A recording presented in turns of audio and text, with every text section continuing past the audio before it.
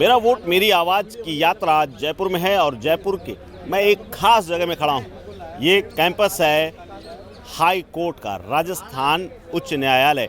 और इस चर्चा में इस बार मैंने उन लोगों के बीच में आकर के उनसे बात करने की कोशिश की है जो कानून के जानकार हैं, आईपीसी, सीआरपीसी और हर एक सरकार की चाल को समझते हैं, बूझते हैं और प्रबुद्ध वर्ग से इनका सीधा नाता होता है। प्रदेश की राजनीति हो या कानून व्यवस्था से लेकर हर चीज़ में दखल होता है और जानकारी होती है। इसीलिए मैं हाई कोर्ट के इस कैंपस में आया हूँ। मेरे साथ कुछ गणमान्य वकील साहबान लोग हैं। मैं इनसे बात करूंगा कि इस बार राजस्थान में क्या होने जा रहा है, क्या अहम मुद्दे हैं इस बार और किस मुद्दे को लेकर के यहाँ सरकार बनाई और बिगाड़ी जा रही है।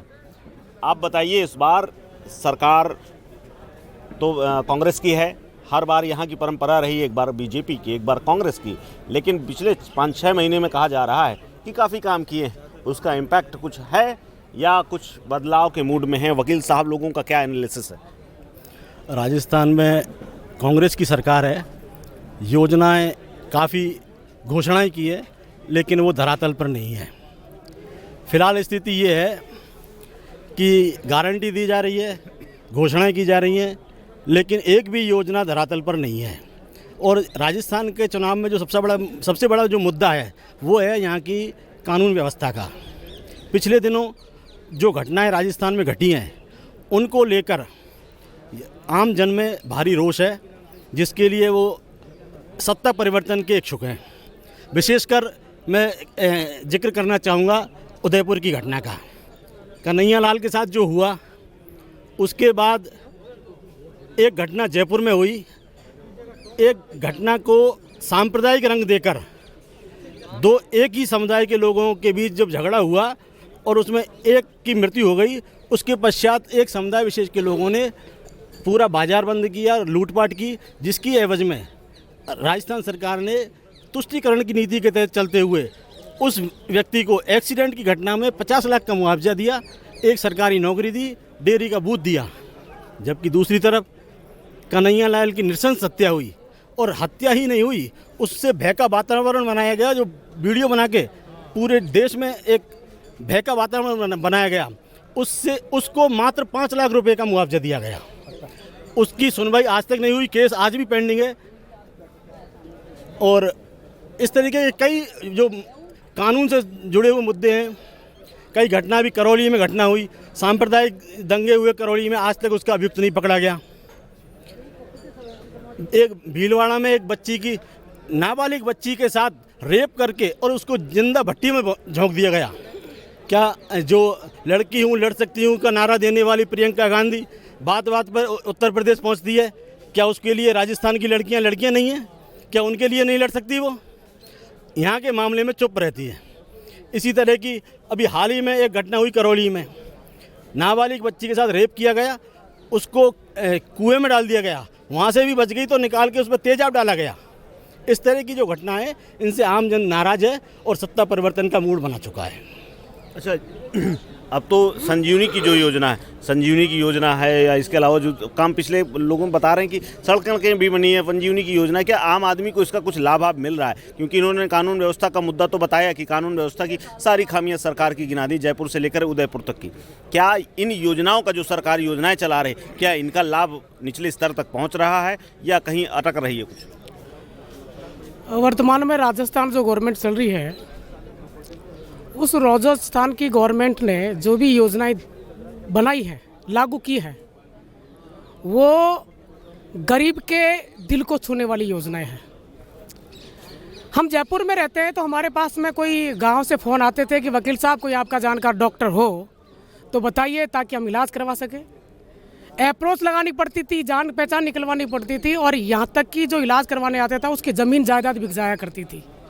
लेकिन आज की तारीख में ग्राम का आदमी जो बीमार हो रहा है वो सीधे हाईटेक हॉस्पिटल में ले जा रहे हैं। हमसे पूछने की जरूरत नहीं पड़ रही, न उसकी ज़मीन बिक रही, न उसका कोई जेवर बिक रहा। अगर गांव का लोग ये सोच रहा है, यदि मेरे एक वोट से यदि चिरंजीवी योजना से 25 लाख रुपए मिल रहा हो और गरीब का जीवन बच रहा हो, तो मेरा वोट उस गवर्नमेंट को, इट मीन्स कांग्रेस को। आज की तारीख में चिरंजीवी योजना है और भी जन कल्याणकारी योजनाएं हैं। आपको ध्यान होगा 2014 के अंदर बड़े बड़े वादे किए थे, पेट्रोल को नीचे लाएंगे, सिलेंडर महंगा हो गया। आज पेट्रोल सेंचुरी मार गया, गैस सिलेंडर 1000 से पार चला गया। लेकिन राजस्थान की गवर्नमेंट ने जो उज्ज्वला योजना में जो सिलेंडर बांटे थे, बड़े बड़े लच्छेदार भाषण देकर के वो तूड़े के घर में पड़े हुए थे, उन तूड़े के घर में से निकाल करके राजस्थान की गवर्नमेंट ने निकलवाए और उनको 500 रुपए में गरीब को सिलेंडर भर करके दिया। आज की योजनाएं हैं, जन कल्याणकारी योजनाएं हैं, जिससे पूरा गांव का लोग बहुत खुश है और ये चाहता है कि ऐसी गवर्नमेंट को जिन्होंने गरीब के दिल दुख दर्द को समझा है वो वापस रिपीट हो। लेकिन फिर भी गहलोत सरकार में आप कह तो रहे हैं कि गहलोत सरकार, पिछली बार जो सचिन पायलट जाकर के बैठ गए थे हरियाणा में, गुड़गांव के पास में मानेसर तक चले गए थे, उसके बाद उनके अंदर की जो लड़ाई है वो कभी कहते हैं कि ये तो निकम्मा है, कभी पगला है। तो ये तो स्थिति ऐसी है, अगर सरकार आ भी जाती है तो क्या गारंटी है कि इसमें कुछ स्टेबिलिटी होगी? क्योंकि बड़ी लड़ाई है आपके अंदर। आप कह तो रहे हैं कि बीजेपी में गड़बड़ है, लेकिन यहाँ भी तो गड़बड़ है। और आप दूसरी तरफ नहीं देखते कि 9 सीएम की लिस्ट है वहाँ पर, उनमें से किसको सीएम बना देंगे? घोषित कर दो ना। यहाँ तो डिक्लेयर्ड है, वहाँ तो कोई डिक्लेयर्ड ही नहीं है, कोई डिक्लेयर ही नहीं है कि कौन बनेगा सीएम। क्यों?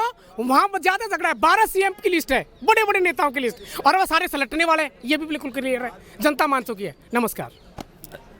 अभी भाई बाबूलाल ने चिरंजीवी योजना की बात की।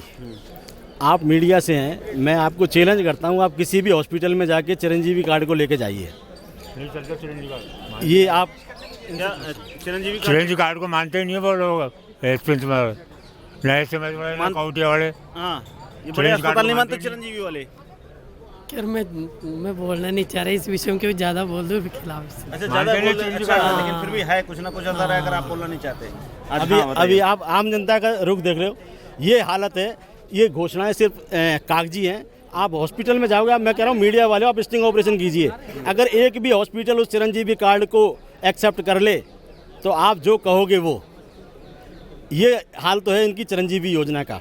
दूसरी योजना एक इनकी वो मसाले वगैरह बांट रहे थे, वो आपने देखा होगा कि किस तरीके घटिया मसाले, ईंट के बुरादा और जाने क्या क्या मिलावट की वो वस्तु सोशल मीडिया पे काफ़ी प्रचलित हुई। वो एक इनकी योजना है फ्री मोबाइल, इन्होंने कुछ महिलाओं को बांटे, लेकिन मोबाइल के बजाय अगर उन बच्चियों को सुरक्षा देते, उनको रेप होने से बचाते तो ज़्यादा कारगर होती वो योजना।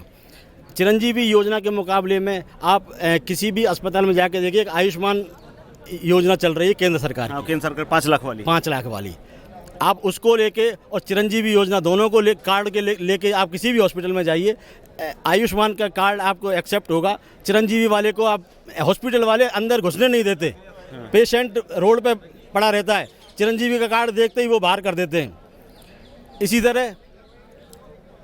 इसी तरह जो बीजेपी की जो योजनाएं हैं, केंद्र ने कई योजनाएं की हैं, गरीबों के लिए घर बांटे हैं। आज तक कांग्रेस का नारा रहा है गरीबी हटाओ, लेकिन इनसे गरीबी नहीं हटी, ना इन्होंने किसी को छत दी। पहली बार मोदी सरकार ने गरीबों के लिए छत दी, उनको मकान बना कर दिए। मकान की बात तो ये लोग भी कर रहे हैं। अच्छा, मैं और भी जो वकील बैठे हैं उनसे भी मैं बात करूंगा। क्या मुद्दा है इस बार वकीलों की सुरक्षा को लेकर के, या प्रदेश में प्रबुद्ध वर्ग क्या चाह रहा है, क्या इस बार समझ में आ रहा है? इलेक्शन की बात कर रहे हो या बाहर? मैं राजस्थान विधानसभा की बात कर रहा हूँ। तो सारा माइंड हाईकोर्ट चुनाव में घुसा हुआ है। तो इलेक्शन का है। हम तो वैसे तो देखो वकील हैं, प्रदेश की बात करोगे तो हम तो जवाब दे देंगे। हम तो कोई भी सरकार हो, वकीलों के लिए, जनता के लिए काम करे, कोई भी हो, चाहे कांग्रेस से बीजेपी, हम कोई पार्टी का आदमी नहीं। अच्छा काम करो, उसको आगे लाओ, चाहे कोई सी सरकार। वकीलों के लिए पूरे राजस्थान में वकीलों के प्रोटेक्शन एक्ट के लिए पूरे राजस्थान में आंदोलन चला, बहुत दिनों तक आंदोलन चला। उसके बाद वकीलों को इस तरीके से मूर्ख बनाया गया कि एक झूठा प्रोटेक्शन एक्ट विधानसभा में पेश किया गया, जो आज तक लटका हुआ है, आज तक वो एक्ट लागू नहीं हुआ। अच्छा, इसके अलावा भी कोई मुद्दा है राजस्थान में वकीलों के बीच में, या और बाकी कुछ? अगर वकीलों को तो हमेशा इन्होंने उपेक्षित ही रखा, दिया गया है वकीलों को।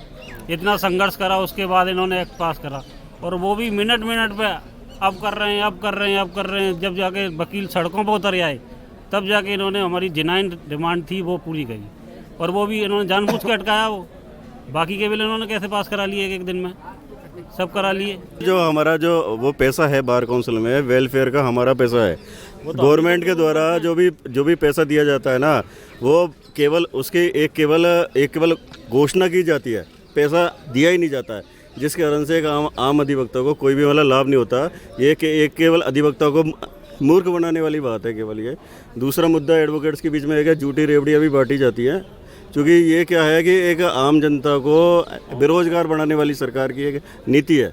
क्योंकि एक गरीब जो कहा जाता है, गरीब उसको कहा जाता है जिसके हाथ पाँव नहीं हो, जो 500,000 रुपये भी नहीं कमा सके। तो ऐसी स्थिति में एक रोजगार युक्त व्यक्ति को बेरोजगार बनाना इस सरकार की बहुत बड़ी नीति रही है। दूसरी ये है कि जो अपराध है इस सरकार में सबसे ज़्यादा अपराध मतलब बढ़े हैं। आप पूरे राजस्थान में देख लो, बलात्कार की श्रेणी सबसे ज़्यादा बड़ी है, हत्या की श्रेणी सबसे ज़्यादा बड़ी है, पोस्को श्रेणी इतनी बड़ी है कि जिसमें बच्चियों की जो कहते हैं ना सुरक्षा, उसकी मतलब किसी भी तरह से उनके लिए कोई भी वो कहते हैं ना प्रोटेक्शन नहीं है। इवन आप पुलिस थाने जाओगे, पुलिस थाने में भी आपको कोई आपकी सुनवाई नहीं है। जिस तरह से 5 साल की ये सरकार ने एमएलए को, मंत्री को नहीं, केवल अपने उस जिले के उस विधानसभा क्षेत्र के एमएलए को जो शक्ति दी है, उसके कारण से वो पूरा जिला, वो पूरी विधानसभा एक एमएलए तक वो शिफ्ट हो गई। अधिवक्ताओं में ये नाराजगी है इस बात की, जिस बात की आप कह रहे हैं, जिस पॉइंट को आप कह रहे हैं, इस पर नाराजगी है। बिल्कुल इस बात की हमें बहुत बड़ी नाराजगी सरकार से कि आम जनता तक मतलब जो बजट आप पारित कर रहे हो, उस बजट का आम जनता को फ़ायदा हो और उसका उपयोग अधिक से अधिक हो। तो हमारी इस बात की उनसे मतलब नाराजगी है। केवल उसके वो कहते हैं ना घोषणा नहीं हो, घोषणा के बाद में उसके आम जनता को लाभ मिले।